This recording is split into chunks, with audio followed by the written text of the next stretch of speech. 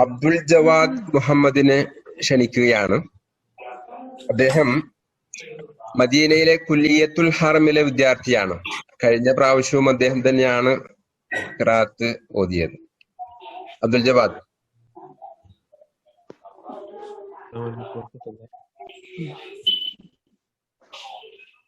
ശബ്ദം ക്ലിയർ അല്ലേ? എല്ലാവരെയും ഒന്ന് മ്യൂട്ട് ചെയ്യുക. അബ്ദുൽ ജവാദ് ഒന്നുകൂടെ അൺമ്യൂട്ട് ചെയ്താൽ മതി. ഓക്കെ അല്ലേ?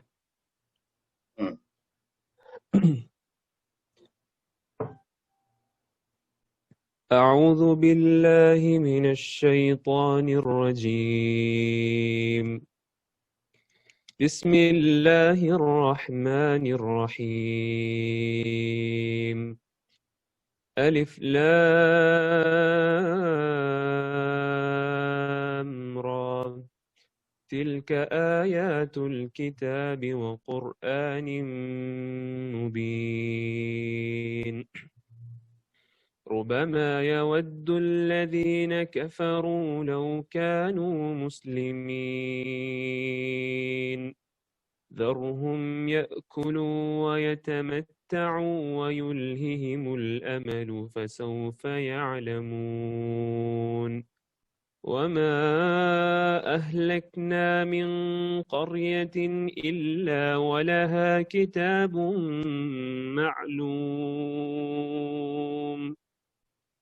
ما تسبق من أمة أجلها وما يستأخرون.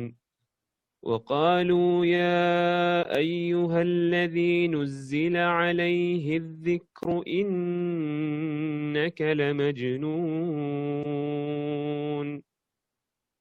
لو ما تأتينا بالملائكة إن كنت من الصادقين. ما ننزل الملائكة إلا بالحق وما كانوا إذا منظرين. إنا نحن نزلنا الذكر وإنا له لحافظون. ولقد أرسلنا من قبلك في شيع الأولين وما يأتيهم من رسول إلا كانوا به يستهزئون. صدق الله العظيم.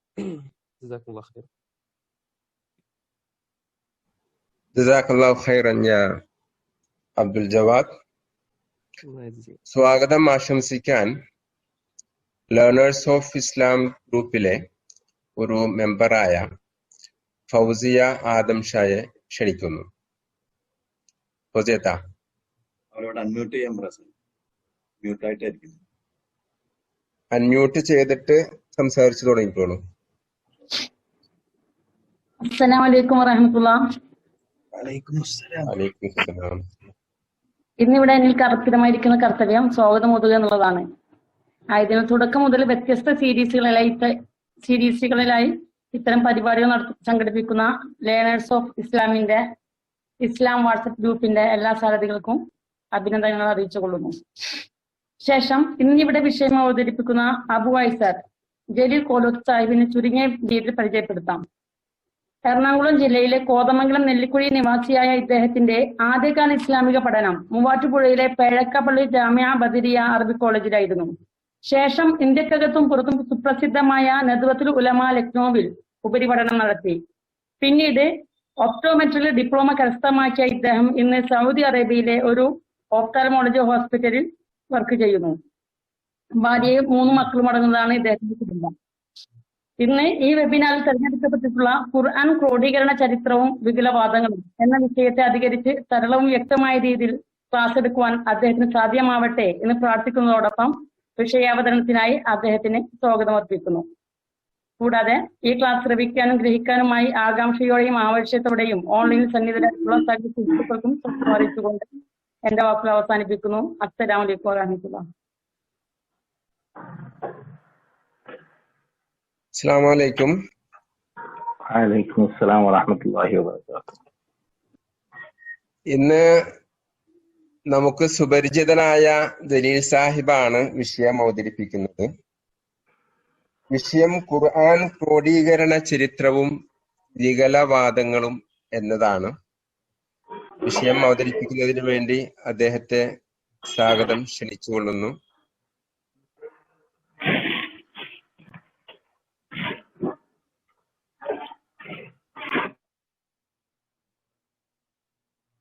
അസ്സലാമു അലൈക്കും വറഹ്മത്തുള്ളാഹ്.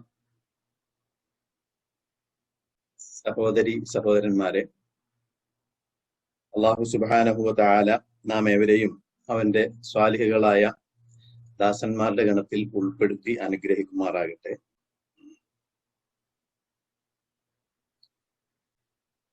ഇന്നത്തെ നമ്മുടെ വിഷയം ഇതിന്റെ ടൈറ്റിൽ സൂചിപ്പിക്കുന്നത് പോലെ തന്നെ ഖുർആനിന്റെ ക്രോഡീകരണ ചരിത്രവും വികലവാദങ്ങളും എന്നുള്ളതാണ്. കേൾക്കുന്നുണ്ടല്ലോ അല്ലെ? കേൾക്കാം കേൾക്കാം.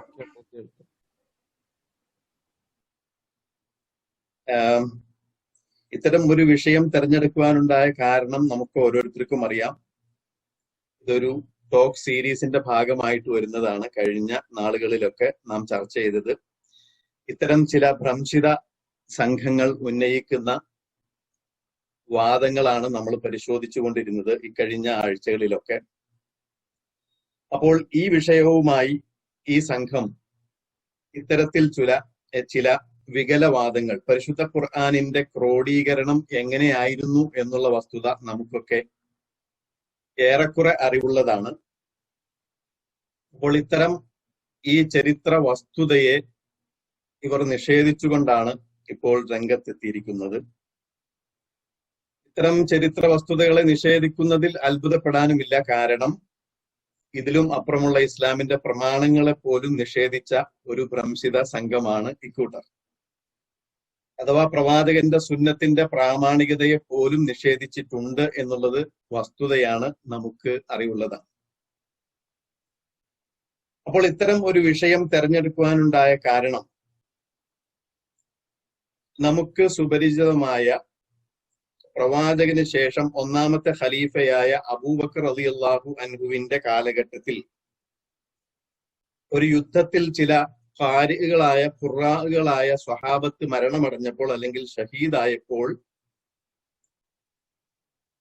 ഈ സംഗതികൾ വ്യത്യസ്ത ഖണ്ഡങ്ങളിലും ഭാഗങ്ങളിലുമായിരുന്ന ഖുർആനിന്റെ ഈ ഖണ്ഡങ്ങൾ സമാഹരിക്കപ്പെടേണ്ടതുണ്ട്, അത് ഒരു ചട്ടക്കുള്ളിലാക്കേണ്ടതുണ്ട് എന്ന അഭിപ്രായം വരികയും അത് തീരുമാനിക്കപ്പെടുകയും ചെയ്യുകയും ഇത്തരം സംഭവങ്ങൾ ഹദീസ് ഗ്രന്ഥങ്ങളിൽ രേഖപ്പെട്ടിരിക്കുന്നത് നമുക്ക് കാണുകയും ചെയ്യാം. അത് ബുഖാരി പോലെയുള്ള മുഹദ്ദിസുകളൊക്കെ ഈ സംഭവം റിപ്പോർട്ട് ചെയ്തിട്ടുണ്ട്.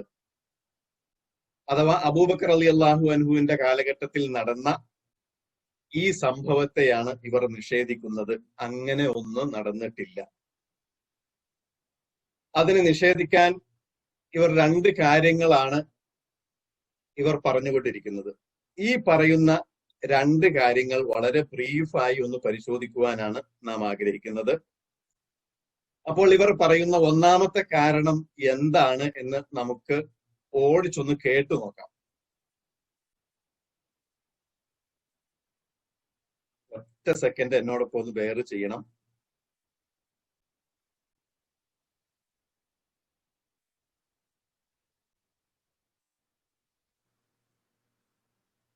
വിശുദ്ധ ഖുർആൻ അള്ളാഹു പ്രവാചകൻ അവതരിപ്പിച്ചു കൊടുക്കുമ്പോൾ അള്ളാഹുവിന്റെ ഒരു വാഗ്ദാനമുണ്ട്.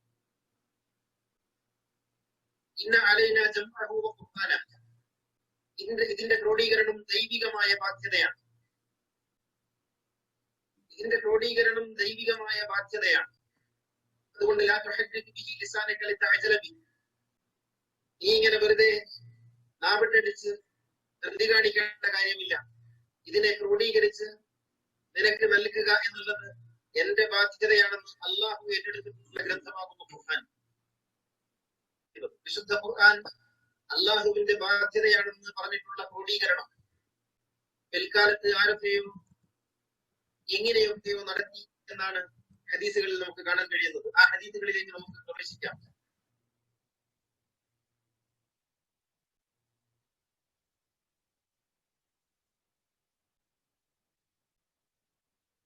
ഇപ്പോൾ നമ്മൾ കേട്ട് കഴിഞ്ഞു. ഇനി ആ സംഗതി ഒന്നുകൂടെ കേൾക്കേണ്ടതില്ല എന്നാണ് എനിക്ക് തോന്നുന്നത്. കാരണം സംഗതി വളരെ സിമ്പിളാണ്.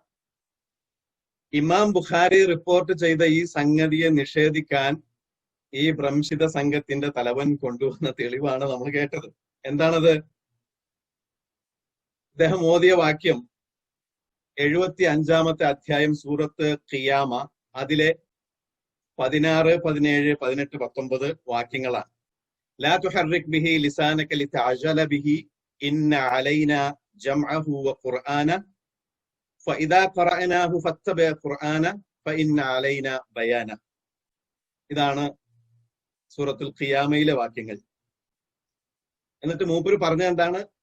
ഇന്ന അലൈന ജംഅഹു, അതിന്റെ ക്രോഡീകരണം നമ്മുടെ ബാധ്യതയാണ് എന്ന് അള്ളാഹു ഏറ്റെടുത്തതാണ്. ആയതുകൊണ്ട് ഇനി ഇങ്ങനെ ഈ ബുഖാരി റിപ്പോർട്ട് ചെയ്ത് ഒന്നും പറഞ്ഞുകൊണ്ട് വരണ്ട, അതൊക്കെ തെറ്റാണ്.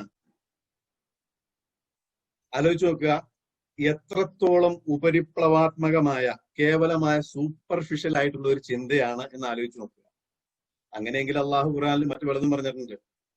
നഹനു നർസുക്കും വയ്യാക്കും വയ്യാഹും, നിങ്ങൾക്കും അവർക്കും ഒക്കെ ഭക്ഷണം നൽകുന്നത് ഞാനാന്ന്. ഈ നമ്മൾ വെറുതെ വീട്ടിൽ ഞാനൊക്കെ എന്തിനാണ് ഈ ഗൾഫിൽ ഒന്നും ഇങ്ങനെ ഇടങ്ങേറാകുന്നത്? അള്ള ഭക്ഷണം തന്നോളൂല്ലേ നമുക്ക്. അപ്പോ അത്തരം ഒരു പ്രൈമറി തല ചർച്ചയിലേക്ക് ഇപ്പോൾ നമുക്ക് പോകേണ്ടതില്ല. കാര്യകാരണ ബന്ധങ്ങൾക്ക് അതീതമാണ് ഈ പ്രപഞ്ചത്തിൽ അള്ളാഹു ഇടപെടുന്നുണ്ട് എങ്കിലും അതൊക്കെ കാര്യകാരണ ബന്ധങ്ങളുമായി ബന്ധപ്പെട്ടതാണെന്നുള്ളത് പ്രാഥമിക ചിന്തയുള്ള ശൈക്ഷണിക ബോധമുള്ള ആർക്കും മനസ്സിലാകുന്ന കാര്യമാണ്. അപ്പൊ നമ്മൾ ഈ വിഷയത്തിലേക്ക് തിരിച്ചു വരാം.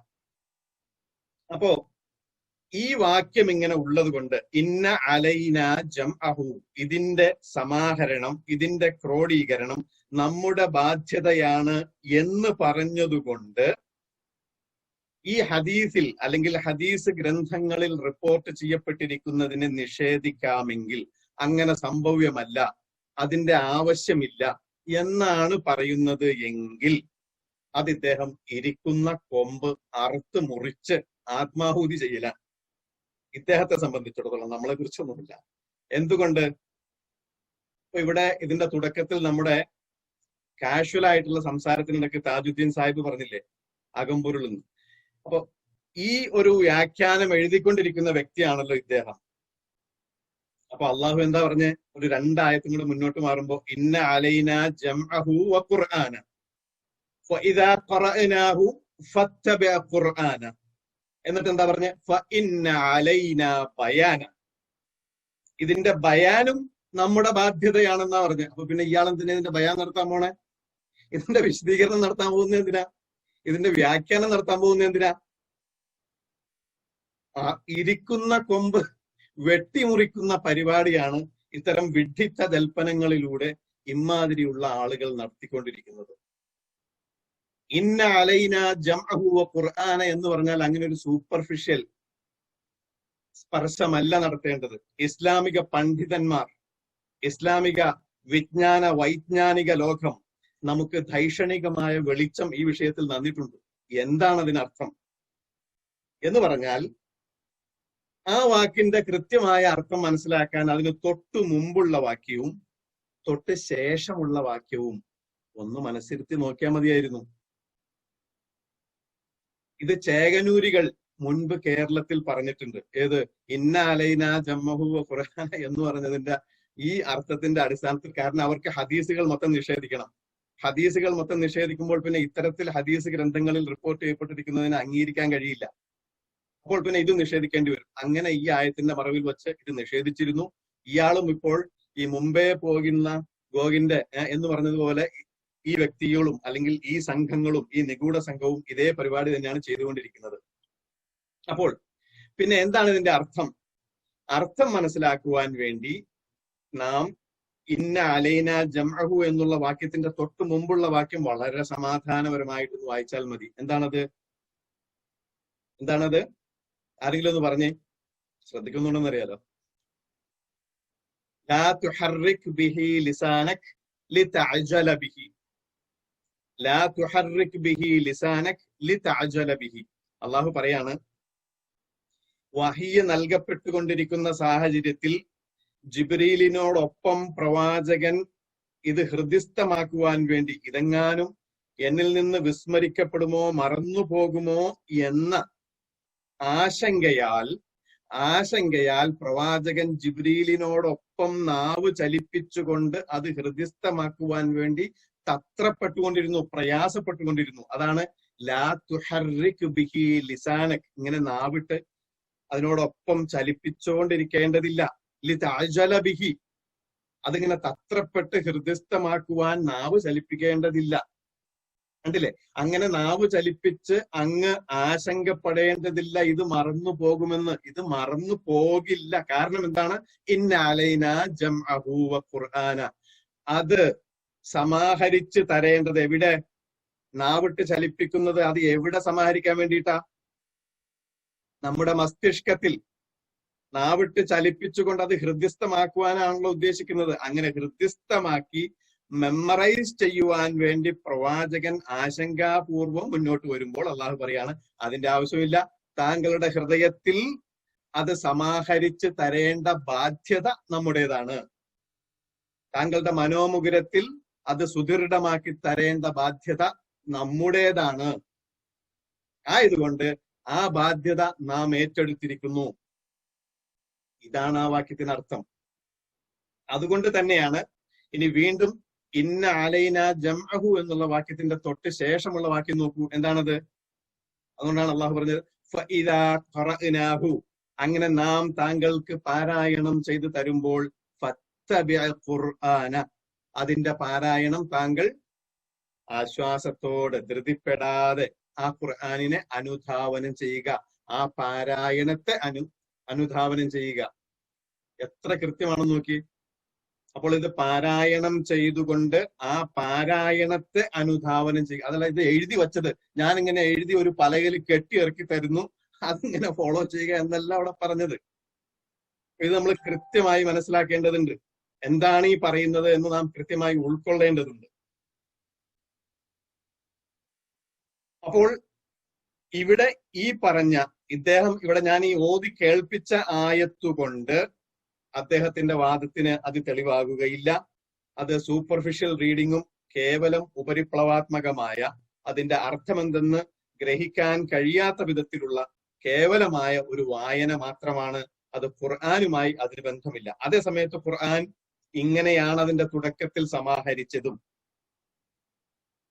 ഖുർആൻ ഇതിന്റെ തുടക്ക കാലഘട്ടത്തിൽ കൈമാറ്റം ചെയ്യപ്പെട്ടത് വരമൊഴിയായിട്ടല്ല, ഓറൽ ട്രഡീഷനാണ്, വാമൊഴിയായിട്ടാണ് അത് കൈമാറ്റം ചെയ്യപ്പെട്ടതും. അതിന്റെ തുടക്കത്തിൽ അക്കാലഘട്ടത്തിലൊക്കെ ഈ മനപ്പാടമാക്കുക, ഹൃദ്യസ്ഥമാക്കുക എന്നുള്ള ഒരു വലിയ സംഗതി ഉണ്ടായിരുന്നു. അത് അങ്ങനെ തന്നെയായിരുന്നു അധികവും.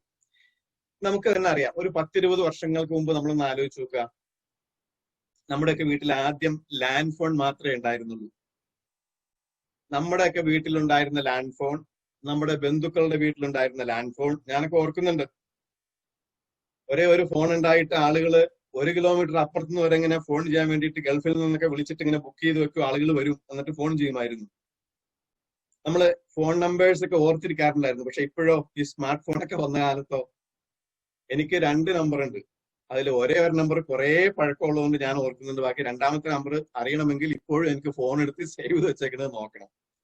ഇപ്പൊ നമ്മളൊക്കെ അങ്ങനെയാണ്.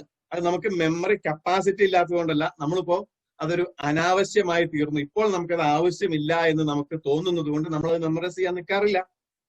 ആ സമയത്ത് അന്നിത് ആവശ്യമായിരുന്നു.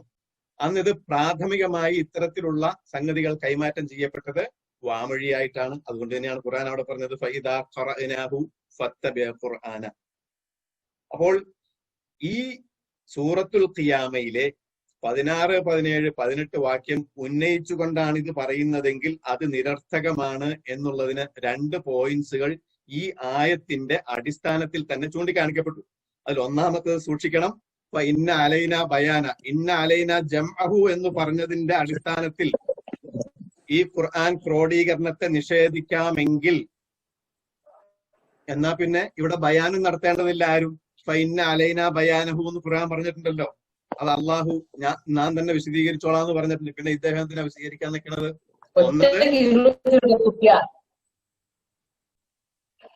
ഒന്നത്. അപ്പൊ രണ്ടാമത്തേത് ഇപ്പോൾ ഈ പറഞ്ഞ ലാ തുഹർരിക് ബിഹി ലിസാനക് എന്ന് പറഞ്ഞ ആയത്തും അതിന് തൊട്ട് ശേഷമുള്ള 2 ആയത്തുകളും വെച്ച് വിശദീകരിച്ചു. ഒന്നാമത്തെ കാരണം അതുകൊണ്ട് തന്നെ അപ്രസക്തമാണ്. ഇദ്ദേഹത്തിന്റെ ഈ വാക്യത്തിൽ നിങ്ങൾ ഈ കേട്ട ക്ലിപ്പിൽ പറഞ്ഞ കാര്യം തീർത്തും നിരർത്ഥകമാണ് എന്ന് മനസ്സിലായി. ഇതാണ് ഒന്നാമത്തെ കാരണം. ഇനി രണ്ടാമത് പറയുന്ന കാരണം എന്താണെന്ന് നമുക്ക് നോക്കാം.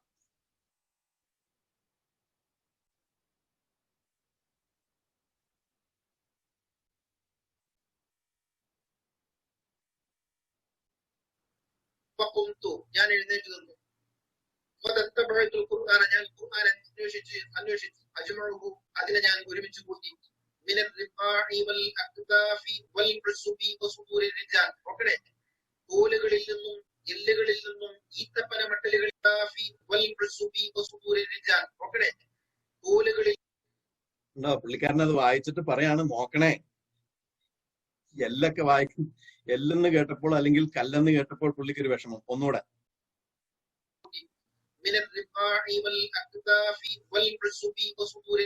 നോക്കണേ, തോലുകളിൽ നിന്നും എല്ലുകളിൽ നിന്നും ഈത്തപ്പന മട്ടലുകളിൽ നിന്നും ഒക്കെ ഞാൻ ഖുർആനിനെ കണ്ടെത്തി അതിനെ ഞാൻ ക്രോഡീകരിച്ചു.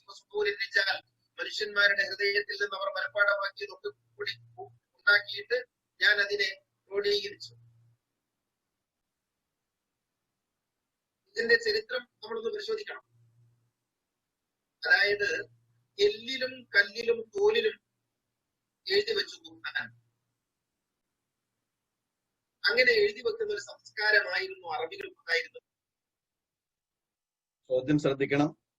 എല്ലിലും കല്ലിലും ഈന്തപ്പനയോലകളിലും എഴുതി വെക്കുന്ന സംസ്കാരമായിരുന്നോ അറബികൾക്കുണ്ടായിരുന്നത് എന്ന മഹാചോദ്യമാണ് ഇദ്ദേഹം ഉന്നയിക്കുന്നത്. അറബികൾക്കുണ്ടായിരുന്നത് സോഫ്റ്റ്വെയർ ഒക്കെ ഉണ്ടാക്കിയിട്ട് അന്ന് എഴുതി വെക്കലല്ലായിരുന്നോ? അറബികളുടെ അടുത്ത് iOS-ഉം ആൻഡ്രോയിഡും തുടങ്ങിയ പിന്നെ ക്ലൗഡ്സും പിന്നെ എന്താണ് ഡ്രോപ്പ് ബോക്സും ഒക്കെ ഉണ്ടായിരുന്നല്ലോ. ഇനി അദ്ദേഹം മുന്നോട്ട് പറയട്ടെ, നമുക്ക് ഈ സംഗതി വിശദമായിട്ട് ചർച്ച ചെയ്യുന്നുണ്ട്. നിങ്ങൾ കേട്ടിട്ടില്ലേ ഈ സബറുൽ മുഅല്ലഖാത്ത് എന്ന കവിതാ സമാഹാരങ്ങളെ കുറിച്ച്? കവിത എഴുതിയിട്ട് അത് അവിടെയുള്ള ആളുകളുടെ അംഗീകാരം കിട്ടിയാൽ ഈ കവിത കഅബയിൽ ഇങ്ങനെ കെട്ടിത്തു, എന്നിട്ട് ആളുകളൊക്കെ അതിങ്ങനെ വായിക്കും. ഇതിനാണ് മുഅല്ലഖാത്ത് എന്ന് പറയാ. ഹായ്, ഒന്ന് ആലോചിച്ച് നോക്കിയേ. സബഉൽ മുഅല്ലഖാത്ത് പുള്ളി നേരിട്ട് കണ്ട പോലെയാണ്. സബഉൽ മുഅല്ലഖാത്ത് കവി ഇറങ്ങി അതിങ്ങനെ അങ്ങോട്ട് എഴുതിയിട്ട് കഅബയിൽ ഇങ്ങനെ കൂടെ അങ്ങോട്ട് കെട്ടി അങ്ങോട്ട് തൂക്കിയിട്ട് ആളുകളൊക്കെ ഇങ്ങനെ നിന്ന് വായിക്കും എന്നാണ് തള്ളി മറിക്കുന്നത്. ഇതെവിടെയാ പറഞ്ഞത്? അല്ല, ഇതെവിടെയാ ചങ്ങായി പറഞ്ഞത്? ഇമാം ബുഖാരി കൃത്യമായ സനദുകളോട് കൂടി ഉദ്ധരിച്ചത് പുള്ളിക്ക് വിഷയമല്ല, അത് പുള്ളി അംഗീകരിക്കൂല. എന്നിട്ട് പുള്ളി പൊക്കി വരുന്ന സാധനമാണ് ഇതൊക്കെ. ഓക്കെ, നമ്മൾ ഇതിന്റെ വിശദമായി വരും കേട്ടോ. ഞാൻ ഇതിന്റെ ഇടയ്ക്കൊന്ന് പറഞ്ഞു എന്ന് മാത്രമേ ഉള്ളൂ. Okay, go head. എന്തിനാണ് എഴുതുക? പേപ്പറിലോ അല്ലെങ്കിൽ പേപ്പറിന് സമാനമായി സംസ്കരിച്ച തുകലിലോ ആണ് എഴുതി വെക്കുക. അതാണ് കിട്ടിയിട്ടുള്ളത്. ഇതായിരുന്നു അറബികളുടെ സംസ്കാരം. എത്രയോ കാലമായിട്ട് അറബികൾ അങ്ങനെയാണ് തുടർന്നു വരുന്നത്. പ്രവാചകൻ രാജാക്കന്മാർക്ക് കത്തെഴുതിയത് തുകലിലാണ് അല്ലെങ്കിൽ കടലാസിലാണ്. പ്രവാചകൻ പല സമൂഹങ്ങളുമായിട്ട് സന്ധി ഉണ്ടാക്കി. ആ സന്ധി ഉണ്ടാക്കിയതൊക്കെ തുകലിലോ കടലാസിലോ ആണ്. പ്രവാചകൻ മദീന ചാർട്ട് എഴുതി ഉണ്ടാക്കി, അത് കടലാസിലായി. അത് കടലാസിലായി. ഇങ്ങനെ തുകലിലും കടലാസിലുമായിട്ട് രേഖകൾ ഉണ്ടാക്കാറുള്ള എഴുതാറുള്ള അറബി സമൂഹം പ്രവാചകന്റെ സമൂഹം. ഖുർആൻ കല്ലിൽ എഴുതി വെച്ചു, എല്ലിൽ എഴുതി വെച്ചു, ഈത്തപ്പന മട്ടലിൽ എഴുതി വെച്ചു എന്നൊക്കെ പറയുമ്പോൾ നമ്മൾ എന്താ കണക്കാക്കേണ്ടത്? സൂക്ഷിക്കുക. എന്നിട്ട് ഇവിടെ സെയ്ദ് ഇബ്നു സാബിത്ത് പറയുന്നു എന്ന് ഈ ഹദീസ് നിർമ്മാതാക്കൾ പറയുന്നത് എന്താണ്? ഞാൻ എല്ലുകളിൽ നിന്നും ഈത്തപ്പന മട്ടലുകളിൽ നിന്നും കല്ലുകളിൽ നിന്നും ഒക്കെ ഞാൻ ശേഖരിച്ചു എന്നാണ്. എന്ന് വെച്ചാൽ നിലവിലുള്ള ഖുർആൻ പ്രസ്ഥാനമാണ്. അത് മുഹമ്മദ് നബി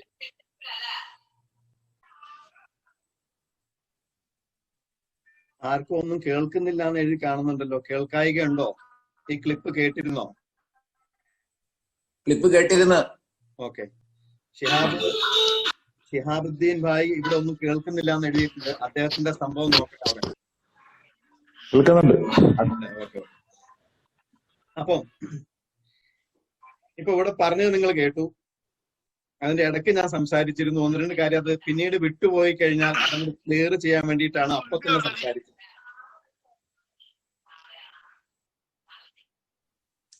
ആരൊക്കെ ശബ്ദിക്കുന്നുണ്ട്, അത് മ്യൂട്ട് ചെയ്യും. ഓക്കെ, എല്ലാവരും മ്യൂട്ട് ചെയ്തിട്ടുണ്ട്. അപ്പോ അതിന്റെ ഇടയ്ക്ക് പറഞ്ഞു വെച്ച കാര്യങ്ങൾ നിങ്ങൾ ശ്രദ്ധിക്കണം. ഇനി ആ വിഷയത്തിന്റെ ഡെപ്തിലേക്ക് നമുക്ക് പോകാം. ഇപ്പൊ ഇവിടെ ഇദ്ദേഹത്തിന്റെ പ്രശ്നം എന്താണ്? സബഉൽ മുഅല്ലഖാത്ത് അങ്ങനെ ഒരു സംഭവം ഉണ്ടായിരുന്നു എന്നും അതവിടെ കെട്ടിത്തൂക്കി എന്നൊക്കെ പുള്ളി ഇങ്ങനെ കാണുന്നത് പോലെയാണല്ലോ വിശദീകരിക്കുന്നത്. ഇത് വിശദീകരിക്കുന്ന മൂപ്പിലാണ് ബുഖാരിയിൽ ഈ പറഞ്ഞ സംഗതി അംഗീകരിക്കാൻ പറ്റുന്നില്ല. ഒന്നത്. പിന്നെ രണ്ടാമത്, ഇപ്പോൾ ഇവിടെ പുള്ളി പറഞ്ഞത് അൽഹംദുലില്ലാ നമ്മുടെ അധ്വാനത്തിന്റെ ഫലമുണ്ട്.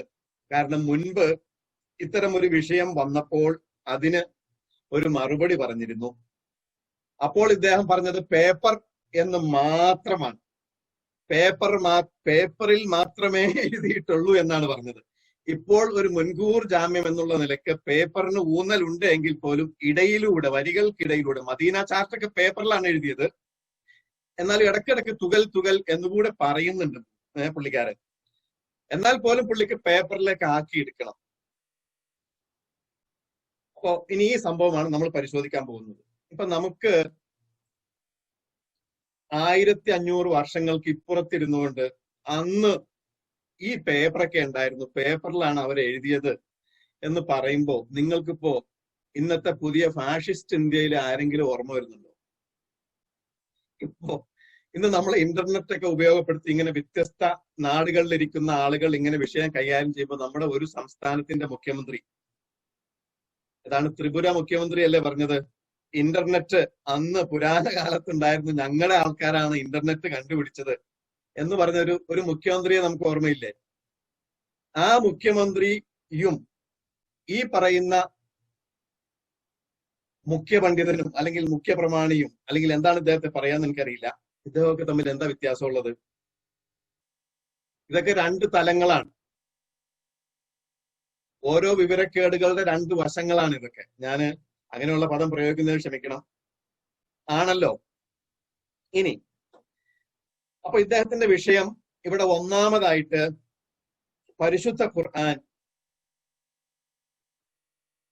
കേൾക്കുമ്പോൾ തന്നെ ഇദ്ദേഹത്തിന് ഒരു വിഷമം തോന്നി, എല്ലിൽ എഴുതി വെച്ചു എന്നുള്ളതാണ്. ഇദ്ദേഹം വിചാരിച്ചത് സാധാരണ നമ്മളൊക്കെ ആഹാരം കഴിച്ചിട്ട് വലിച്ചെറിയുന്ന എല്ലോ അല്ലെങ്കിൽ അങ്ങനെ എന്തെങ്കിലും എല്ലാം ആയിരിക്കും ഈ പറയുന്നത് എന്നാണ് അദ്ദേഹം വിചാരിച്ചത്. എന്നാൽ ഈ വ്യക്തികളും സംഘങ്ങളും മനസ്സിലാക്കേണ്ടത് ഖുർആൻ അവിടെ ആ ഹദീസിൽ പറഞ്ഞിരിക്കുന്നത് ക്യാമലിന്റെ ഷോൾഡർ ബോൺ ഉണ്ട്, അതിന് ഷോൾഡർ ബ്ലേഡ് എന്ന് പറയും, അല്ലെങ്കിൽ മറ്റൊരു വാക്കിൽ സ്കാപ്പുല എന്ന് പറയും. സ്കാപ്പുല അത് കുറച്ച് വിഡ്ത്തുള്ളതാണ്. ഒരു ടാബ്ലറ്റ്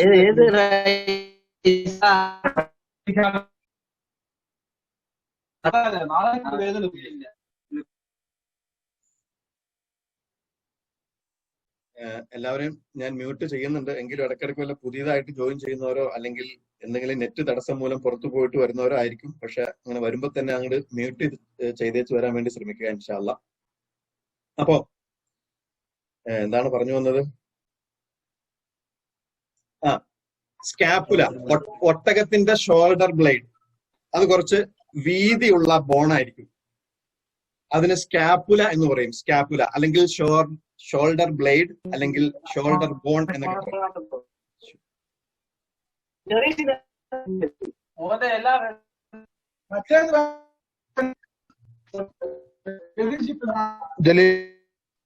ഞാൻ മ്യൂട്ട് ചെയ്തുകൊണ്ടേ ഇരിക്കുന്നുണ്ട്. ഇപ്പൊ ഞാനൊരു 4-5 പ്രാവശ്യം മ്യൂട്ട് ചെയ്തു. കാരണം പുതിയത് ആരൊക്കെയോ എന്തൊക്കെയോ മനഃപൂർവ്വം ചെയ്യുന്ന പോലെ ഉണ്ടോ? Rafeeq Nanmanda, you should keep. Okay, ഇനി അത് അൺമ്യൂട്ട് ചെയ്യല്ലേ പ്ലീസ്. നമ്മൾ പറഞ്ഞു വന്ന വിഷയം സ്കാപ്പുല. അപ്പോൾ ഇത്തരത്തിലുള്ള ബോൺ റൈറ്റിംഗ് എന്ന് പറയുന്നത് പൗരാണിക കാലഘട്ടത്തിലുള്ള മിക്ക സ്ഥലങ്ങളിലും ഉണ്ടായിരുന്നു. ആഫ്രിക്ക മുതൽ ചൈന വരെയുള്ള നാടുകളിൽ പൗരാണിക കാലഘട്ടത്തിൽ ബോൺ പീസുകളിൽ എഴുതിയിരുന്നു. കാരണം അത് അന്നത്തെ ഒരു മീഡിയമായിരുന്നു എഴുത്തിനുള്ളത്. ചൈനയിൽ ജനറലി അങ്ങനെ എഴുതിയിട്ടുണ്ട്, ആഫ്രിക്കയിൽ എഴുതിയിട്ടുണ്ട്.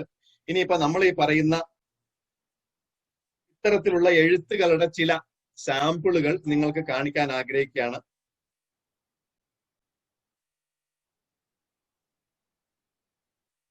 ഇത് അല്പം ഡാമേജ്ഡ് ആയിട്ടുള്ള ഒരു പീസാണ്, ബോണിൽ ഉള്ള എഴുത്താണിത്. ഡാമേജ് ഒക്കെ ആയിട്ടുണ്ട് കുറച്ച് കാലപ്പഴക്കം കൊണ്ട്. അതിന് അടുത്ത് ഇത് നേരെ നിൽക്കുന്ന ബോൺ, ആ ബോണിലുള്ള ചില ആർട്ട് വർക്കുകളാണ്. നമുക്കറിയാം ബോൺ അല്ലെങ്കിൽ പോലും ആനക്കൊമ്പുകളിലൊക്കെ എന്തൊക്കെ ചെയ്യുന്നുണ്ട് എന്നുള്ളത്. ഇനി അടുത്തത് എന്താണ്? സ്കാപ്പുല, ഒട്ടകത്തിന്റെ സ്കാപ്പുല.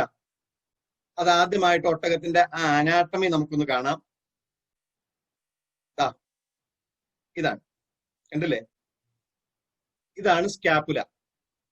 ഈ സ്കാപ്പുല നമ്മൾ വേർതിരിച്ചെടുത്തു കഴിഞ്ഞാൽ എങ്ങനെയാണെന്ന് നമുക്ക് നോക്കാം.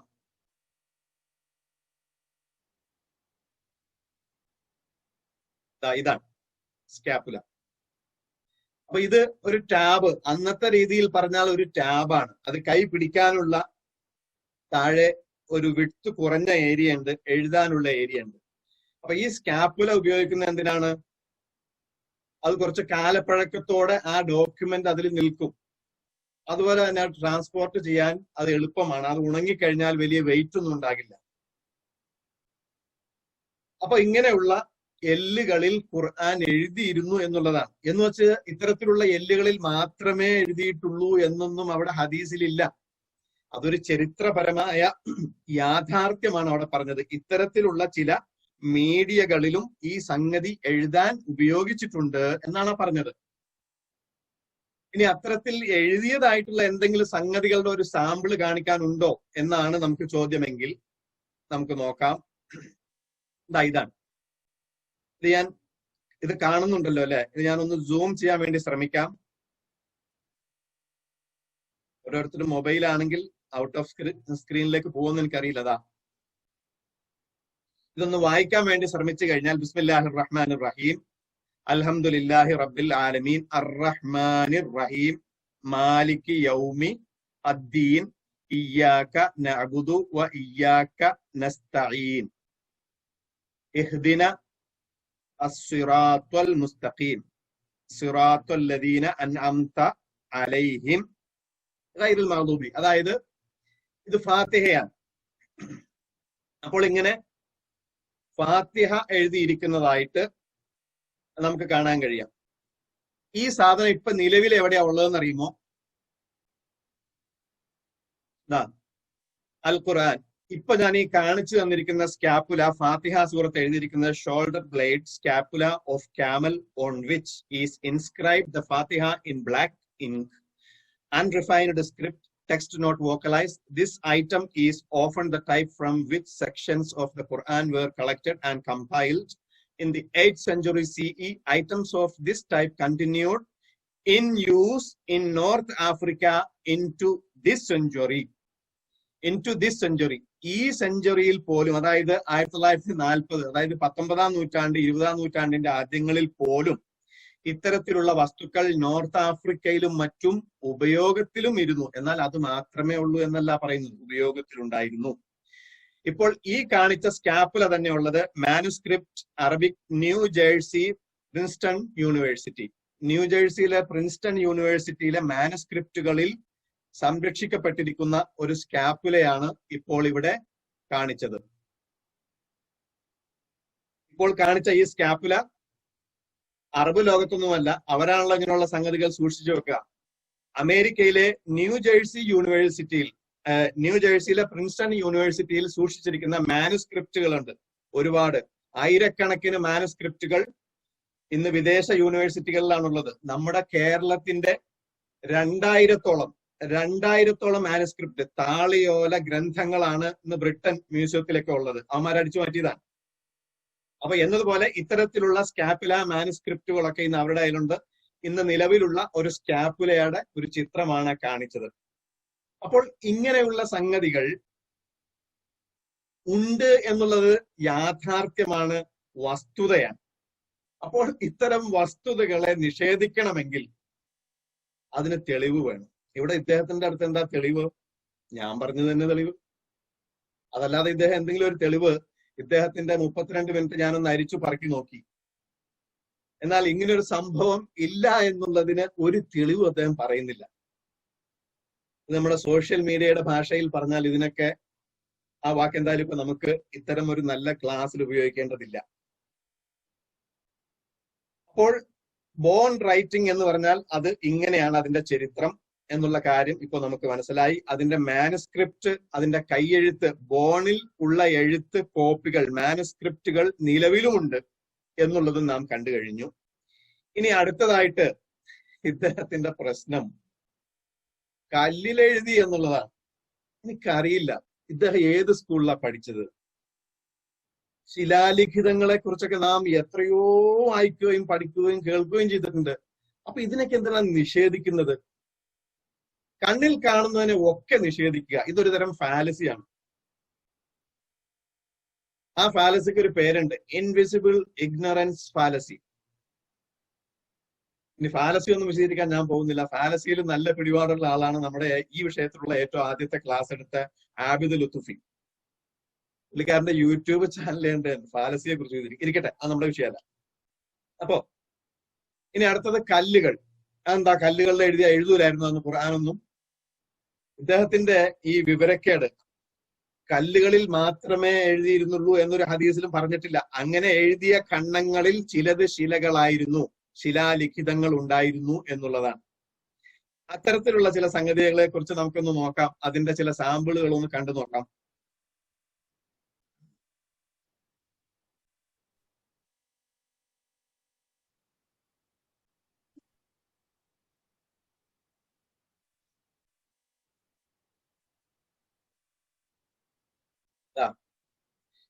ഇതിന് സൂം ചെയ്യേണ്ട ആവശ്യമില്ല, നമുക്ക് കാണുമ്പോൾ തന്നെ അറിയാം.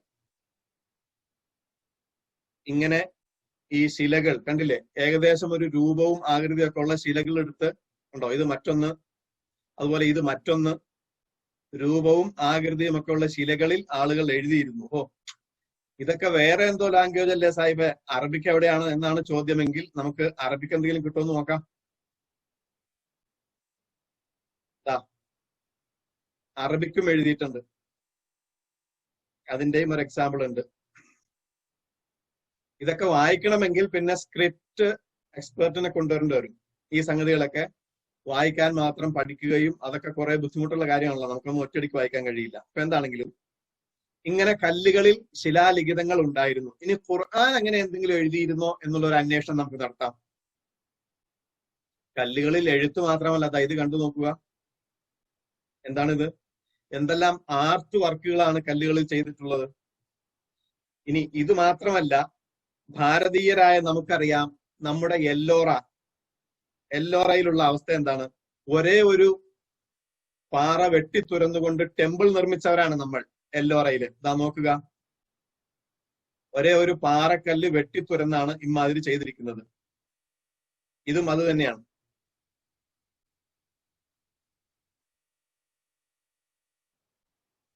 ഇനി അടുത്തത് എത്ര നല്ല ആർട്ട് വർക്കുകളാണ്. അപ്പൊ ഇങ്ങനെയൊക്കെ ചെയ്യാമെങ്കിൽ പിന്നെ എഴുതാൻ എന്താ പ്രയാസം? പിന്നെ ഖുർആൻ തന്നെ പറയുന്നുണ്ടല്ലോ, പാറകൾ വെട്ടിത്തുരന്ന് ജീവിക്കുകയും അങ്ങനെ വലിയ എഞ്ചിനീയറിംഗ് ആ വിഷയത്തിൽ വളരെ വലിയ മുന്നേറ്റം നടത്തുകയും ഒക്കെ ചെയ്ത ഒരു ഖൗമിനെ കുറിച്ച് തന്നെ ഖുർആൻ പറയുന്നുണ്ട്. മാത്രമല്ല, ഇനിയിപ്പോ നമ്മുടെ വയനാട്ടിലേക്ക് വന്നാൽ എടക്കൽ ഗുഹ നമുക്കറിയാം. എടക്കലിൽ പോകാത്തവരായി നമ്മുടെ ഈ ക്ലാസ്സിൽ തന്നെ ഒരുപക്ഷെ ആരും ഉണ്ടാവില്ല. കണ്ടില്ലേ ചിത്രങ്ങളൊക്കെ? ഈ ഭാഗത്ത് നിങ്ങളൊന്ന് ശ്രദ്ധിച്ചു നോക്കുക, ഇവിടെയും ഉണ്ട് ചിത്രങ്ങൾ. അത് നമ്മുടെ സംരക്ഷണത്തിന്റെ കുറവോ അല്ലെങ്കിൽ കാലവർഷത്തിന്റെ പ്രശ്നമോ ഒക്കെ ആയിക്കൊണ്ട് അത് കുറേശ്ശെ അപ്രത്യക്ഷമാകുന്നതാണ്.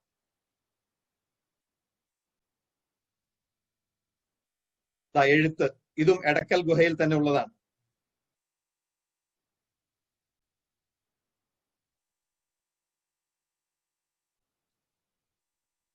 ഇനി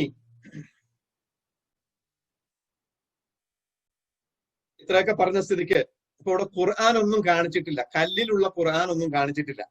ഇനി അങ്ങനെ എന്തെങ്കിലും സംഭവം ഉണ്ടോ എന്നതുകൂടെ ഒന്ന് നമുക്ക് കണ്ടേച്ച് അടുത്ത വിഷയത്തിലേക്ക് പോകാം.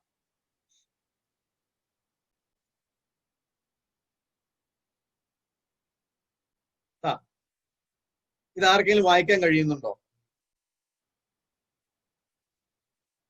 ഇത് വായിക്കാൻ കഴിയുന്നില്ലെങ്കിൽ എന്നാ വിഷമിക്കണ്ട, ഇത് വായിച്ച് കേൾപ്പിക്കാം.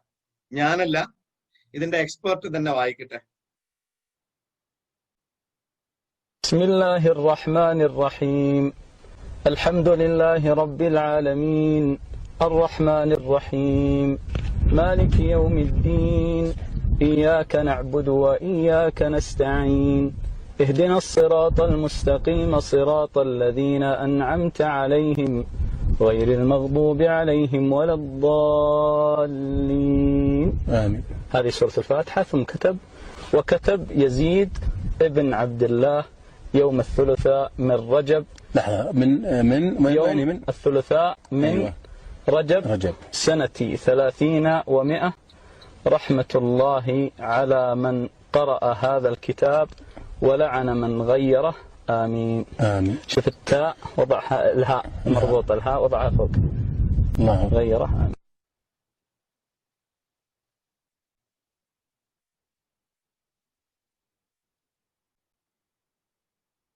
നമ്മള് ഈ സംഗതികളൊക്കെ അവിടെ പറഞ്ഞൊരു സംഗതി ശ്രദ്ധിച്ചിരുന്നോ?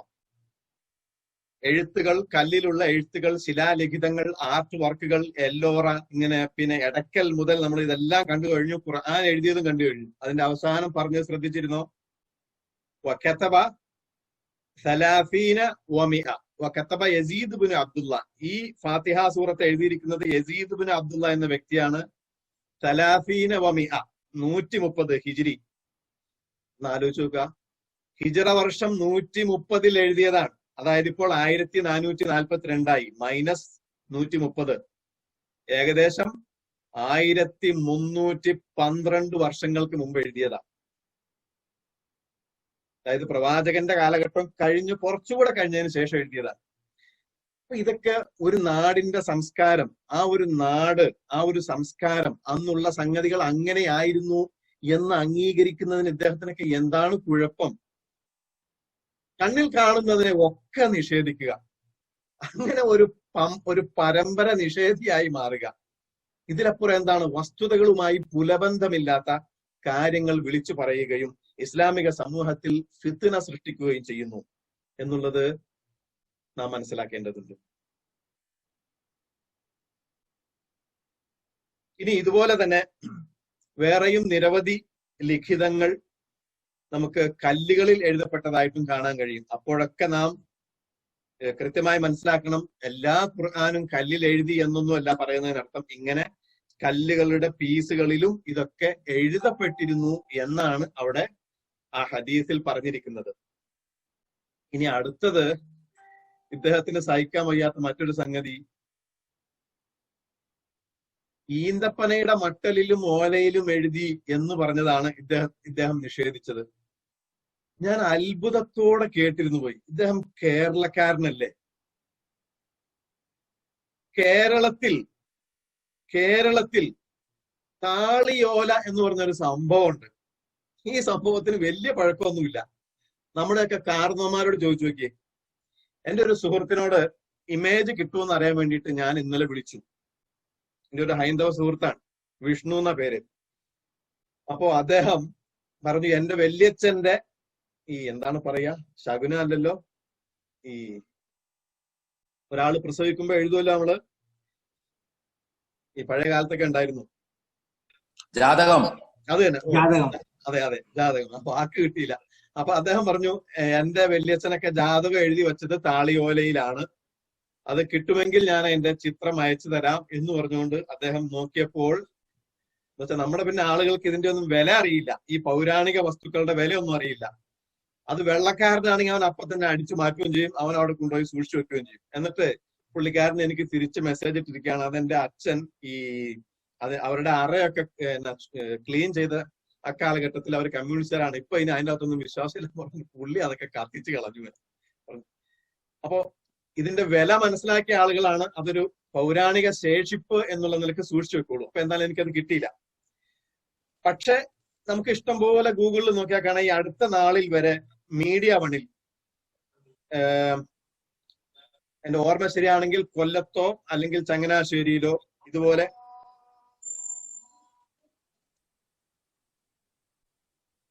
സമയം വളരെ അതിക്രമിച്ചു എന്നാണ് എനിക്ക് തോന്നുന്നത്. എന്നെ ഓർമ്മപ്പെടുത്തി ഇത് നമുക്ക് അടുത്ത ആഴ്ചയിലേക്ക് മാറ്റണോ? ബാക്കി 50 മിനിറ്റ് ആയല്ലോ.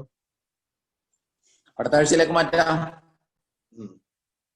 എല്ലാവരും എങ്ങനെയാ? ഇനി ഒരു 10 മിനിറ്റോടെ വേണമെങ്കിൽ കൊണ്ടുപോകാം മാക്സിമം. പോകുന്നിടത്തോളം പോട്ടെ. ഓക്കെ.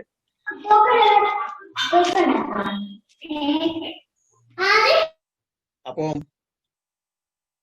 ഇദ്ദേഹത്തിന് ഈ കേരളത്തിന്റെ ചരിത്രത്തെ കുറിച്ചെങ്കിലും ഒന്ന് ചിന്തിച്ചിരുന്നെങ്കിൽ ഈന്തപ്പന ഓലയിൽ ഖുർആൻ എഴുതി എന്ന് പറഞ്ഞതിന്, അതും ഇന്നല്ല 1500 വർഷങ്ങൾക്ക് മുമ്പ് എഴുതി എന്ന് പറയുന്നതിന് എങ്ങനെ നിഷേധിക്കാൻ കഴിയും? നമുക്ക് ഈ ഒരു 1-2 ചില സംഗതികൾ കാണാം.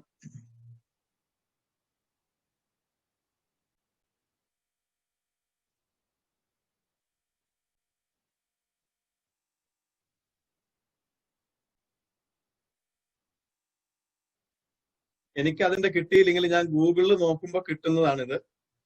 നമുക്ക് അറിയാം, നല്ല സുന്ദരമായ ഗ്രന്ഥരൂപത്തിൽ തന്നെ താളിയോലകളുണ്ട്. അതിന്റെ മലയാള എഴുത്തൊന്നും നമുക്ക് കൃത്യമായി വായിക്കാൻ കഴിഞ്ഞോളണമെന്നില്ല. അതിന് കാരണമുണ്ട്. അന്നത്തെ ലിപിയും ഇന്നത്തെ ലിപിയും വ്യത്യാസമുണ്ട്. അതുകൊണ്ടാണത്. ഇനി അടുത്തത് ഉണ്ടല്ലേ, ഇതൊരു താളിയോല ഗ്രന്ഥമാണ്. എന്താണ് ഇതല്ലേ താളിയോല ഗ്രന്ഥം? നമുക്ക് വായിക്കാനൊന്നും കൃത്യമായി കഴിഞ്ഞോളന്നില്ല.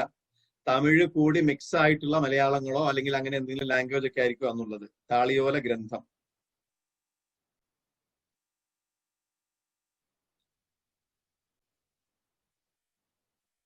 ഇനി മറ്റൊരു കാര്യം, നമ്മുടെ നാട്ടിൽ ഈ താളിയോലകൾ ഉപയോഗിച്ചിരുന്നത് ഏതുവരെ എന്നുള്ളത് ഇതിന്റെ അകത്ത് നോക്കി.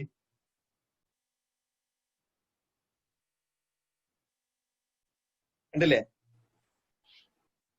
താളിയോലയെ കുറിച്ച് പറയുന്നിടത്ത്, അതായത് വായിക്കാൻ കഴിയുന്നുണ്ടാവുമെന്ന് വിചാരിക്കുന്നു. പുരാതന കാലത്തെ മതപരവും സാഹിത്യപരവും ആയുർവേദ സംബന്ധവുമായ രചനകളെല്ലാം താളിയോലകളിലായിരുന്നു. എന്നിട്ട് ഈ റെഡ് മാർക്ക് ചെയ്തിരിക്കുന്ന ഭാഗം പ്രത്യേകം ശ്രദ്ധിക്കുക. 1960-കൾ വരെ കളരിയാശാന്മാർ കുട്ടികൾക്കുള്ള പാഠങ്ങൾ എഴുതി കൊടുത്തിരുന്നത് താളിയോലകളിലാണ്.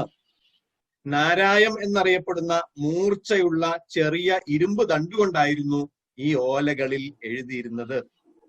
അപ്പോൾ 1960-കളിൽ വരെ ഈ ഭ്രംശിത സംഘത്തിന്റെ നേതാവൊക്കെ ജീവിച്ചിരുന്ന ഈ കൊച്ചു കേരളത്തിൽ വരെ താളിയോലകൾ ഒരു രൂപത്തിലല്ലെങ്കിൽ മറ്റു രൂപത്തിൽ പനയോലകളിൽ, അറബികൾ ഈന്തപ്പനയാണ് അവരുടെ നാട്ടിലുള്ളതെങ്കിൽ നമ്മുടെ നാട്ടിൽ പനയോലകളിൽ എഴുതിയിരുന്നു.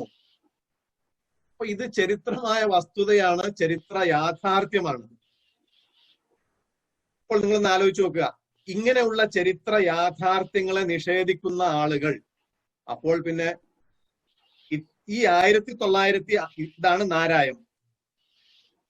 അടുത്ത നാരായങ്ങൾ 1960-കളിൽ വരെ ഉണ്ടായിരുന്ന സംഗതികളെ വരെ നിഷേധിക്കാൻ മടിക്കാത്ത ആളുകൾ അപ്പോൾ പിന്നെ പരിശുദ്ധ ഖുർആനിൽ നിന്നും ഹദീസുകളിൽ നിന്നും എന്തെല്ലാം കാര്യങ്ങളെ ഇവർക്ക് നിഷേധിച്ചുകൂടാ? 1960 എന്ന് പറഞ്ഞപ്പോ എത്ര വർഷമായി? കുറച്ച് പ്രായമൊക്കെ ഉള്ള ആളുകൾ ഇവിടെ എന്റെയൊക്കെ പിതാവ് അല്ലെങ്കിൽ ഇപ്പൊ നമ്മുടെ വല്യാപ്പ വല്യമ്മ ഇവരൊക്കെ 1960 ആ കാലഘട്ടത്തിലൊക്കെ ഉണ്ടായ എത്ര പേരുണ്ടാവും? ഇനി ഇപ്പൊ നമ്മള് എല്ലാവരും ഗ്രന്ഥം എന്നൊക്കെ പറയുന്നുണ്ട്. ഗ്രന്ഥം എന്ന മലയാള വാക്ക് ഇതിപ്പോ വലിയ ഗ്രന്ഥരൂപത്തിലാണ് അന്ന് ഖുർആൻ ഉണ്ടായിരുന്നത് എന്നൊക്കെയാണല്ലോ അവർ പറയുന്നത്. അപ്പൊ എന്താണ് ഈ ഗ്രന്ഥം എന്നുള്ള വാക്കിന്റെ അർത്ഥം തന്നെ നമ്മളൊന്ന് നോക്കണം. ഗ്രന്ഥം എന്ന മലയാള പദത്തിന്റെ അർത്ഥം എന്താണ്? അത് ഒറിജിനൽ സംസ്കൃതമാണ്. സംസ്കൃത വാക്ക് ഗ്രന്ഥ എന്നുള്ളതാണ്. ഗ്രന്ഥ. ഈ ഗ്രന്ഥ എന്ന് പറഞ്ഞാൽ അതിനർത്ഥം താളിയോലക്കെട്ട് എന്നാണ്. അതല്ലെങ്കിൽ നൂലുകൊണ്ട് കോർക്കപ്പെട്ടത് എന്നാണ്. അപ്പൊ ഇങ്ങനെ താളിയോലക്കെട്ടിൽ നൂലുകൊണ്ട് കോർക്കപ്പെട്ട സംഗതി. അതിനാണ് ഗ്രന്ഥം എന്ന് പറയുന്നത്. അതാണ് ശരിയായ അർത്ഥം. ഇത് ഞാൻ പറയുന്നതല്ല, ശബ്ദ താരാവലിയിൽ ഉള്ള അർത്ഥമാണ്.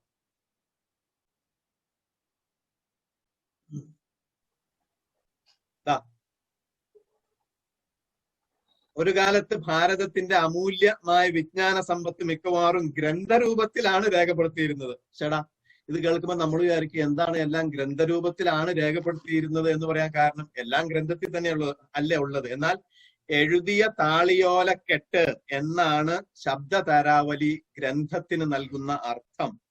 കോർക്കുക, കെട്ടുക എന്നീ അർത്ഥങ്ങളുള്ള ഗ്രന്ഥ എന്ന സംസ്കൃത പദത്തിൽ നിന്നുമാണ് ഗ്രന്ഥം എന്ന വാക്കുണ്ടായതെന്ന് പണ്ഡിതന്മാർ പറയുന്നു. കടലാസിന്റെയും അച്ചടിയുടെയും വരവോടെ ഗ്രന്ഥം ചരിത്രത്തിന്റെ ഭാഗമായി. കണ്ടില്ലേ, കടലാസിന്റെയും അച്ചടിയുടെയും വരവോടെ ഗ്രന്ഥം ചരിത്രത്തിന്റെ ഭാഗമായി എന്നാ പറയുന്നത്. അപ്പൊ ഇത് കേട്ടാൽ ഇനി ചാടി വീഴും, ഗ്രന്ഥം ചരിത്രത്തിന്റെ ഭാഗമായോ? അതെങ്ങനെയാണ്? എന്നാൽ ഗ്രന്ഥത്തിന്റെ യഥാർത്ഥ അർത്ഥം മനസ്സിലാക്കി കഴിഞ്ഞാൽ അപ്പോൾ നമുക്ക് മനസ്സിലാകും എന്താണ് ഈ പറയുന്നതെന്ന്. അപ്പോൾ ഇങ്ങനെ ഇത്തരത്തിലുള്ള താളിയോല ഗ്രന്ഥങ്ങളിലൊക്കെ 1960-കളിൽ വരെ താളിയോലയിൽ കളരി ആശാന്മാർ എഴുതിയിരുന്നു എന്ന് പറയപ്പെടുന്ന ഒരു രാജ്യത്ത് ജീവിക്കുന്ന വ്യക്തിയാണ് 1500 വർഷങ്ങൾക്ക് മുമ്പ് ഈന്തപ്പനയോലയിൽ ഖുർആൻ എഴുതി എന്ന് പറയുന്നതിനെ നിഷേധിക്കുന്നത് എന്ന് വരുമ്പോൾ ഈ വ്യക്തിയുടെ കഥയില്ലായ്മ എത്രത്തോളം ഉണ്ടെന്ന് നാം ആലോചിക്കണം. എത്രത്തോളം കഥയില്ലായ്മയുണ്ട്. അല്ലാഹു സുബ്ഹാനഹു വ തആല യഥാവിധി ദീനിനെ മനസ്സിലാക്കുവാനും മനസ്സിലാക്കിയതനുസരിച്ച് ജീവിക്കുവാനുള്ള തൗഫീക്ക് നൽകട്ടെ. എന്തെങ്കിലും സംശയങ്ങൾ ഉണ്ടെങ്കിൽ ഇനി ഒരു 5-10 മിനിറ്റ് കൊണ്ട് നമുക്ക് അത് സംസാരിച്ച് തീർക്കാം. പിന്നെ ഇനി അടുത്തൊരു വിഷയമുണ്ട്. മൂന്നാമത് ഇദ്ദേഹം തൊലിയിൽ എഴുതി എന്ന് പറഞ്ഞത് ഇദ്ദേഹത്തിന്റെ ആദ്യ പ്രസംഗത്തിൽ അതൊന്നും പറയില്ലായിരുന്നു. തൊലിയോ, അയ്യേ, എന്തോന്നാ ഈ തൊലി എന്ന് കേൾക്കുമ്പോൾ തന്നെ ഇദ്ദേഹത്തിന്റെ മനസ്സിലേക്ക് വരിക ഈ ചീഞ്ഞളിഞ്ഞ് കിടക്കുന്ന തൊലിയിൽ ഖുർആൻ എഴുതി എന്നായിരിക്കാം. അതുകൊണ്ടായിരിക്കാം ആദ്യ കാലങ്ങളിൽ മൂപ്പർ അത് നിഷേധിച്ചത്. പക്ഷെ അപ്പോൾ നമ്മളുടെ ഒരു ക്ലിപ്പ് ഉണ്ടായിരുന്നു. തൊലി എന്ന് പറഞ്ഞാൽ എന്താണ് അതുകൊണ്ട് ഉദ്ദേശിക്കുന്നത്, അത് ഇന്നതാണ്, അതിന്റെ പ്രോസസ്സിങ്, അത് ഡെവലപ്പ് ചെയ്യുന്നത് ഇങ്ങനെയാണ് എന്നൊക്കെ പറഞ്ഞുകൊണ്ട് കൃത്യമായ കുറച്ച് സംഗതികളൊക്കെ പറഞ്ഞുകൊണ്ട് ഒരു ക്ലിപ്പ് ഇട്ടിരുന്നു. അതിനുശേഷം ഇപ്പോൾ അദ്ദേഹം തുകൽ എന്ന് ഒന്ന് ആഡ് ചെയ്യുന്നുണ്ട് ഇതിന്റെ ഇടയ്ക്ക്. എന്നാലും പുള്ളി പേപ്പറിലാണ് ചാടി പിടിച്ചിരിക്കുന്നത്. അപ്പോൾ ഇനി ഈ 2 വിഷയങ്ങൾ, ഖുർആൻ തൊലിയിൽ എഴുതി എന്ന് പറഞ്ഞാൽ എന്താണ്, അതുപോലെ പിന്നെ പേപ്പർ അവിടെ ഉണ്ടായിരുന്നോ, പേപ്പറിൽ എഴുതിയതായിട്ട് എന്തെങ്കിലും തെളിവുണ്ടോ പ്രവാചകന്റെ കാലഘട്ടത്തിൽ, തുടങ്ങിയുള്ള വിഷയങ്ങൾ. ഞാനത് ഇന്നത്തേക്ക് തീർക്കണമെന്ന് കരുതിയിരുന്നതാണ്. പക്ഷെ ഇനി സമയം ഇപ്പോൾ തന്നെ 1 മണിക്കൂറിന്റെ അടുത്ത് ആയിട്ടുണ്ട്. ഇനി എന്തെങ്കിലും ചോദ്യോത്തരത്തിനുള്ള സമയം വേണം, ഒരു 10 മിനിറ്റ് മാക്സിമം. അത് കഴിഞ്ഞ് ഇവിടെ മഗ്‌രിബിന്റെ സമയമാണ്, ബാങ്കാണ് നിങ്ങളാ കേട്ടത്. അപ്പോ വേണമെങ്കിൽ അടുത്ത ആഴ്ച ഒരു 15 മിനിറ്റോടെ മുമ്പ് വെക്കുകയാണെങ്കിൽ നന്നായിരിക്കുമെന്ന് വിചാരിക്കുന്നു. അപ്പോൾ ഇപ്പോൾ ഇവിടെ പരാമർശിക്കപ്പെട്ട കാര്യങ്ങൾ, ഒരുപാട് കാര്യങ്ങളുണ്ട്. ഇനിയും ഇദ്ദേഹം പറഞ്ഞ ഒരുപാട് ക്ലിപ്പുകൾ കേൾപ്പിക്കാനുണ്ട്. പക്ഷെ ഈ പറഞ്ഞത് ഒന്ന് കംപ്ലീറ്റ് ആക്കണം അടുത്ത ആഴ്ച.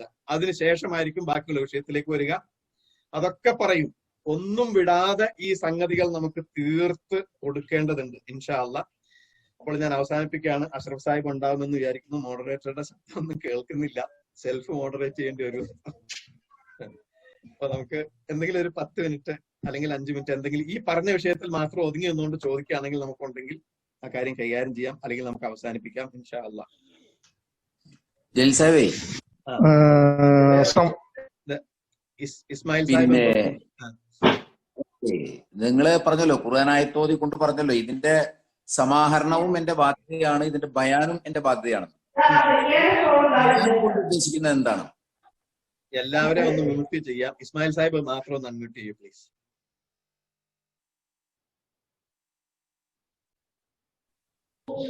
ഓക്കെ, അതായത് ഞാൻ അൺമ്യൂട്ട് ചെയ്തിട്ടുണ്ട്. പറഞ്ഞോ. പിന്നെ സമാഹരണവും അള്ളാഹുവിന്റെ ബാധ്യതയാണ്, അതിന്റെ ബയാനും അള്ളാഹുവിന്റെ ബാധ്യതയാണെന്ന് പറഞ്ഞല്ലോ. അപ്പൊ ഈ ബയാൻ അള്ളാഹുവിന്റെ ബാധ്യതയാണ് എന്നതുകൊണ്ട് ഉദ്ദേശിക്കുന്നത് എന്താണ്? ഖുർആനിനെ തന്നെ വ്യാഖ്യാനിക്കും എന്ന ബയാനാണോ, അതോ ഹദീസ് എന്ന് പറയുന്ന ബയാനാണോ?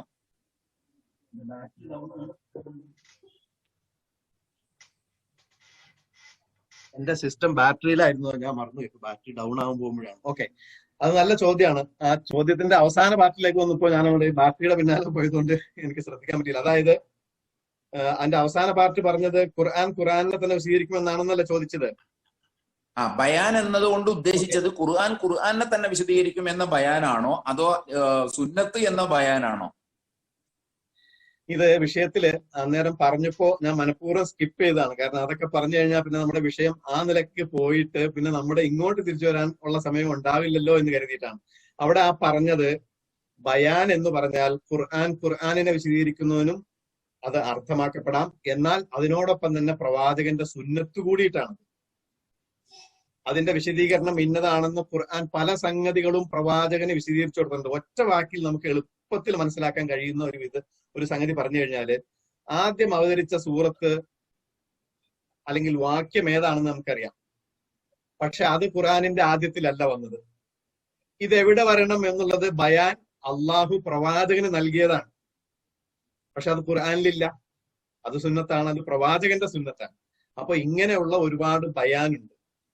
അതുപോലെ നമുക്ക് എല്ലാവർക്കും അറിയുന്ന സംഗതിയാണ്, നമസ്കാരത്തെ കുറിച്ച് എല്ലാം ഖുർആൻ കൃത്യമായി പറയുന്നുണ്ട്. പക്ഷെ ഏതെങ്കിലും ഒരു നമസ്കാരത്തിന്റെ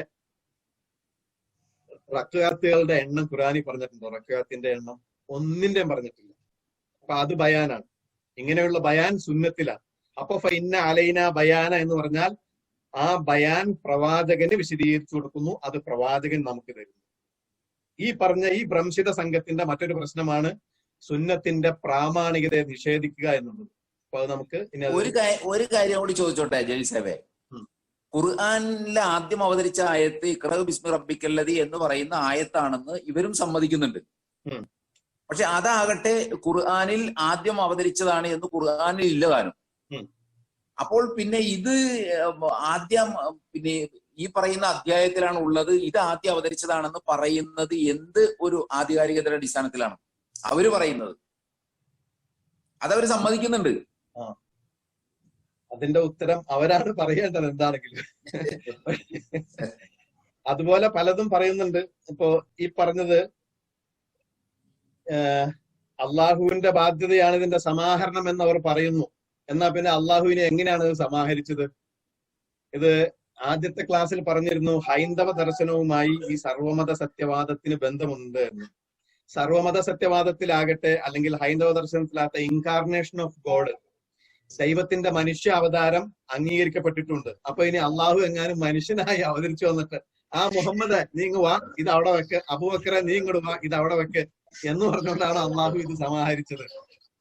ഇതൊക്കെ വെറും ഒരു അടിസ്ഥാനവുമില്ല, ഒരു കഥയുമില്ലാത്ത വർത്തമാനങ്ങളാണ് ഇദ്ദേഹം പറഞ്ഞുകൊണ്ടിരിക്കുന്നത്.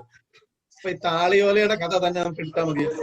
താളിയോല ഈന്തപ്പനയിൽ എഴുതി എന്ന് പറയുന്നതിനെ നിഷേധിക്കാൻ ഒരു വ്യക്തി ഉദ്യുക്തനാകണമെങ്കിൽ എത്രത്തോളം ഔദ്യത്യമുണ്ട് ആ വ്യക്തിക്ക്, എത്രത്തോളം ഭൈഷണികമായ പാപ്പരത്വം എത്രത്തോളം ഉണ്ട്, ചിന്താശേഷി ഇല്ലേ? 1960-കളിൽ പോലും നമ്മുടെ നാട്ടിൽ താളിയോലകളിൽ എഴുതപ്പെട്ടിട്ടുണ്ട്. അപ്പോൾ പിന്നെ ഇതിനൊക്കെ നിഷേധിക്കേണ്ട ആവശ്യം എന്താണ്? ഓക്കെ സാഹിബേ, ഒരു കാര്യം ചോദിച്ചോട്ടെ? ഒരു കാര്യം ചോദിച്ചോട്ടെ? ചോദിക്കൂ. അതായത് ഈ BC 325-ലാണല്ലോ ബൈബിൾ എഴുതപ്പെട്ടത്. അതെ. അത് എഴുതപ്പെട്ടത് ഏതിലാണ്? താളിയോലയിലാണോ അതോ എല്ലിലാണോ തോലിലാണോ? നമുക്ക് അവിടേക്ക് പോയാൽ ഇതൊന്ന് ക്ലാരിറ്റി കിട്ടുമെന്ന് എനിക്ക് തോന്നുന്നു. ബൈബിൾ എഴുതി 325-ൽ പൗലോസിന്റെ കാലഘട്ടത്തിലാണ് എഴുതിയെന്ന് പറയപ്പെടുന്നു. എങ്കിൽ അത് ഏതിലാണ് എഴുതിയത് എന്നതിനെ കുറിച്ച് ഒരു അന്വേഷണം നടത്തിയാൽ നമുക്ക് ഇത് വ്യക്തത കിട്ടുമെന്നാണ് എനിക്ക് തോന്നുന്നത്. അതെ, ആ സംഗതി ഇൻഷാ അല്ലാഹ് സാഹിബ് നമ്മുടെ അടുത്ത ആഴ്ചയിലെ ക്ലാസ്സിലേക്ക് നമ്മൾ മാറ്റിവെച്ചില്ലേ? തൊലിയിൽ എഴുതിയെന്ന് പറയുന്നത് കുംറാൻ കോഡക്സ്, നിരവധി കോഡക്സുകൾ ഉണ്ട്. കോഡക്സ് എന്ന് പറഞ്ഞാൽ ചുരുളുകൾ, തോൽ ചുരുളുകൾ എന്നാണ് ഒരർത്ഥം. പിന്നീട് പെപ്പൈറസ് എന്ന് പറയുന്ന മറ്റൊരു സംഗതി ഉണ്ട് ഇതിന്. ഇത്തരത്തിലുള്ള വസ്തുക്കളൊക്കെയാണ് പൗരാണിക കാലത്ത്, പ്രത്യേകിച്ച് പൗരാണിക ഈജിപ്ഷ്യൻസ് അതുപോലെ റോമൻസ് ഒക്കെ എഴുതാൻ വേണ്ടി ഉപയോഗിച്ചിരുന്നത്. ഒന്നാമത് പെപ്പൈറസ് ആണ്, രണ്ടാമത് പാർച്ച്മെന്റ് ആണ്. അപ്പൊ ഈ പാർച്ച്മെന്റും പെപ്പൈറസും എന്താണെന്നും അതിന്റെ പ്രോസസ്സിംഗ് എങ്ങനെയൊക്കെ ആയിരുന്നു എന്നുള്ളത് നമ്മൾ ഇൻഷാ അല്ലാഹ് അടുത്ത ക്ലാസ്സിൽ വരും. അപ്പോൾ ഈ വിഷയത്തിൽ കൃത്യതയും കൂടുതൽ വ്യക്തതയും ഉണ്ടാവുകയും ചെയ്യും. പെപ്പൈറസ് ആൻഡ് പാർച്ച്മെന്റ്. ജലീൽ സാഹിബ് ആരാണ്?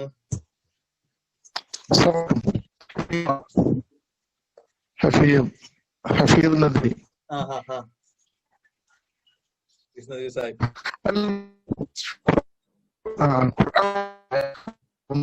കുറെ വസ്തുക്കളുടെ പേര് സൗണ്ട് പിടിച്ചു പോകുന്നുണ്ട് കേട്ടോ സാഹിബിന്റെ നെറ്റിന്.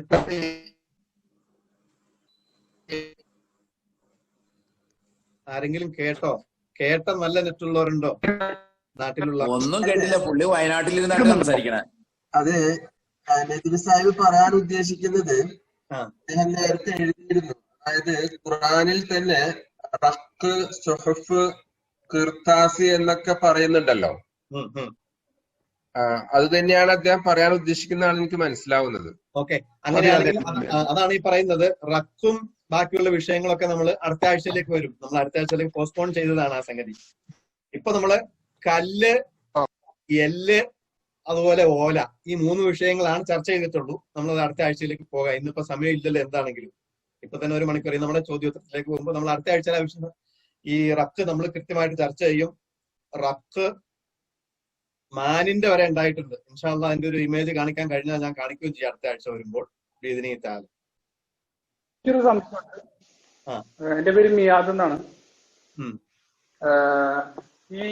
ഞാൻ മറ്റേ പ്രസംഗം കേട്ടിരുന്നു, മറ്റേ ക്ലാസ് ഞാൻ കേട്ടിരുന്നു. ഇപ്പൊ ഞാൻ ഇത് ജോയിൻ ചെയ്ത ഒരു 15 ശേഷമാണ്. അപ്പൊ എനിക്ക് ആദ്യത്തെ 15 മിനിറ്റിൽ എന്താ സംഭവിച്ചതെന്ന് എനിക്കറിയില്ല.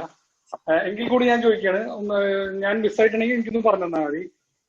അതായത് ഈ കല്ലിലും അതേമാതിരി എല്ലുകളിലും എഴുതി വെച്ചിട്ടില്ല എന്ന് പറഞ്ഞെന്ന് എനിക്ക് തോന്നുന്നില്ല. അതില് മുസ്തഫ അങ്ങനെ പറഞ്ഞെന്ന് എനിക്ക് തോന്നുന്നില്ല.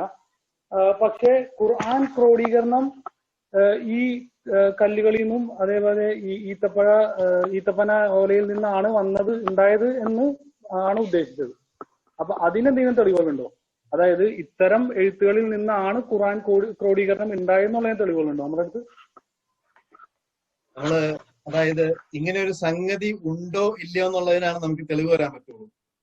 അതായത് ഇത്തരത്തിലുള്ള സംഗതി ഉണ്ടോ ഇല്ലയെന്നുള്ള വിഷയത്തില് നമുക്ക് ആർക്കും, അതായത് മനുഷ്യന് ആർക്കും എതിർപ്പുണ്ടാവില്ല. കാരണം ഇന്ന് വരെ എതിർപ്പെടുന്നുണ്ട് കല്ലിലും അതേമാതിരി എല്ലിലൊക്കെ. ഇന്നും ഈ പറഞ്ഞ പോലെ സൗത്ത് ആഫ്രിക്കയിലും അതേപോലെ കുറെ ബാക്ക്വേർഡ് ട്രൈബ്സ് ഒക്കെ ഇന്നും എഴുതുന്നുണ്ട്. അപ്പൊ അതിലൊന്നും എതിർപ്പുണ്ടെന്ന് എനിക്ക് തോന്നുന്നില്ല. പക്ഷെ ഖുർആൻ ക്രോഡീകരണം ഇങ്ങനെയാണ് ഉണ്ടായത് എന്നുള്ളതിന് തെളിവാണ്. അതായത് ഇത്തരം ഈ ഖുർആൻ ഇപ്പൊ കാണിച്ച കുറെ എക്സാമ്പിൾസ് ഖുർആൻ അതിന്റെ പൂർണ്ണമായ ക്രോഡീകരണത്തിന് ശേഷം എഴുതപ്പെട്ടതാവാലോ.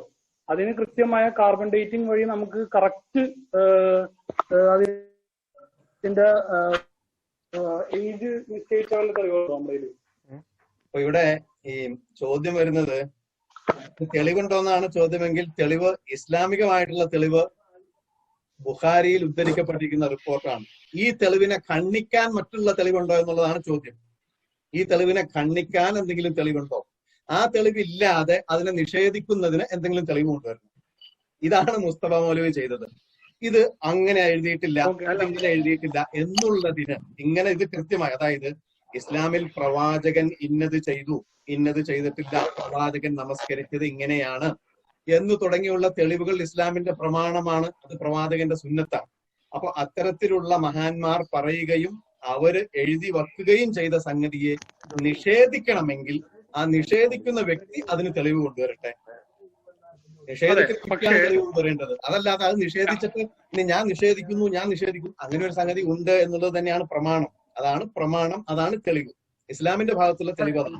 അപ്പൊ ഇനി അത് സത്യമല്ല എങ്കിൽ അത് തെളിവ് മൂലം തെളിയിക്കാം. അന്ന് ഈന്തപ്പന ഓലയിൽ ഒരാളും എഴുതിയിരുന്നില്ല, അല്ലെങ്കിൽ ഇയാൾക്ക് പറയാം അന്ന് അവിടെ പേപ്പർ ഉണ്ടായിരുന്നു എന്ന് അദ്ദേഹം തെളിയിക്കട്ടെ.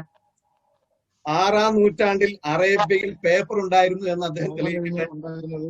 അല്ല, നമ്മള് ഇപ്പൊ ഇത്, അതായത് ഇത്തരം ബുഖാരി ഉന്നയിച്ച ഹദീസുകളാണ് ഇങ്ങനെ ക്രോഡീകരണം ഉണ്ടായെന്നുള്ളതിന് തെളിവുകളായിട്ട് എടുക്കുന്നത്. എന്നാൽ അത്തരം ഹദീസുകളിൽ തന്നെ അത് മാത്രമല്ല ഞാൻ പറഞ്ഞത് ഇൻ ടോട്ടോ എടുക്കണം. അതല്ല എങ്കിൽ അദ്ദേഹം പേപ്പർ ഉണ്ടായിരുന്നു എന്നാണ് പറയുന്നത്. അദ്ദേഹത്തിന് എന്താണ് തെളിവ് പേപ്പർ ഉണ്ടായിരുന്നു എന്ന് പറയാൻ? അല്ല, അത് ഓക്കെ, അത് നമുക്ക് അത് അദ്ദേഹത്തിനടുത്ത് ചോദിക്കാം. നമുക്ക് എനിക്കറിയില്ല. അപ്പൊ ഞാൻ ചോദിക്കണത് അപ്പൊ പിന്നെ ഇത് തന്നെയാണ് സംഗതി. അപ്പോൾ ഇതിനെ നിഷേധിക്കാൻ, ഒരു സംഗതിയെ നിഷേധിക്കാൻ കൃത്യമായ തെളിവ് വേണം. കൃത്യമായ തെളിവില്ലാതെ എന്തെങ്കിലും പറയുക എന്നുള്ളതല്ല. ഒരു വിഷയത്തെ നിഷേധിക്കാനുള്ള തെളിവ് അതല്ല. ഒരു സംഗതി പേപ്പർ ഉണ്ടായിരുന്നുവെങ്കിൽ ഒരൊറ്റ തെളിവും അദ്ദേഹത്തിന്റെ ആദ്യം മുതൽ അവസാനം വരെയുള്ള പ്രസംഗം വീഴ്ചയാളാണ് ഞാൻ. അതായത് എന്റെ അടുത്ത് അതിന്റെ ക്ലിപ്പ് കിട്ടിയിട്ടുണ്ട്. അത് ഞാൻ ആദ്യം മുതൽ അവസാനം വരെ ഒരൊറ്റ തെളിവോ തെളിവിന്റെ അംശമോ പറഞ്ഞിട്ടില്ല. അതേസമയം ഇന്ന് ഇവിടെ പറഞ്ഞ ക്ലാസ്സിൽ ആദ്യം മുതൽ കല്ലിൽ എഴുതിയതിന്, എല്ലിൽ എഴുതിയതിന്, മാനുസ്ക്രിപ്റ്റ് ന്യൂജേഴ്സിയിലെ പ്രിൻസ്റ്റൺ യൂണിവേഴ്സിറ്റിയിൽ സൂക്ഷിക്കപ്പെട്ടതിന് തുടങ്ങിയുള്ള നിരവധി തെളിവുകൾ സമർപ്പിച്ചുകൊണ്ടാണ് ഈ വിഷയം പറഞ്ഞത്.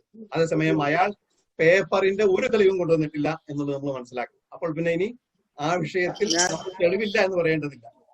അപ്പൊ തെളിവ് കൊണ്ടുവരേണ്ടത് നിഷേധിക്കുന്ന വ്യക്തിയാണ്.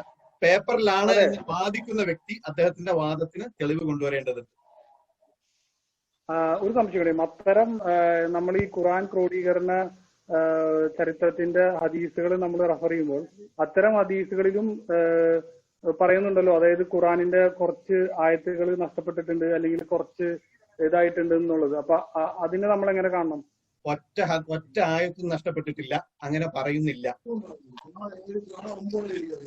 ഞാന് എന്താ പറയാ, ഈ വിഷയത്തിൽ അത്ര അറിവെനിക്കില്ല. ഞാൻ ഇൻഷാല്ലാ ഇല്ല, അതുകൊണ്ട് മൗലവി പറയുന്നുണ്ട്. മൗലവിയുടെ കഴിഞ്ഞ ക്ലാസ്സിൽ പറഞ്ഞിട്ടുണ്ട് ഈ വിഷയം ഇൻഷാ അല്ലാഹ് അടുത്ത ക്ലാസ്സിലോ തൊട്ടടുത്ത ക്ലാസ്സിലോ പരാമർശിക്കും. അപ്പോൾ തീർച്ചയായിട്ടും സുഹൃത്തിന്റെ സുഹൃത്തുക്കളും ഒക്കെ ജോയിൻ ചെയ്യണം. You should question me.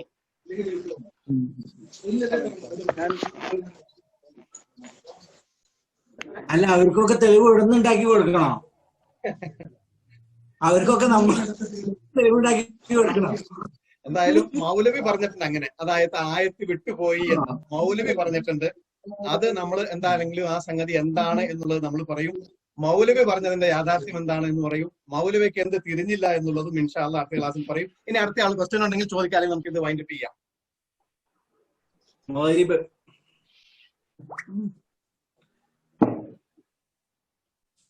അതെ, നമുക്ക് അവസാനിപ്പിക്കല്ലേ?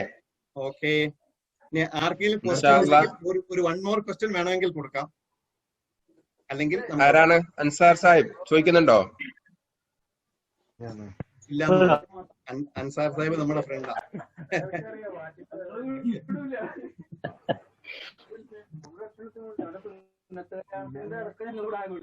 എന്നാലും അവസാനിപ്പിക്കാം സാഹിബേ.